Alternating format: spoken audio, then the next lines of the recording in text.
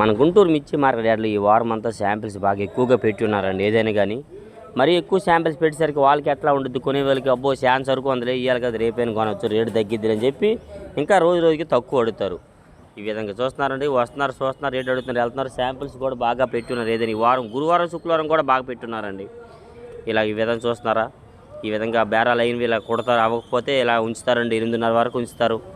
బేరం అయిపోతే 8:30 లోపే కుట్టేస్తారు. ఈ విధంగా ముఠా వాళ్ళు.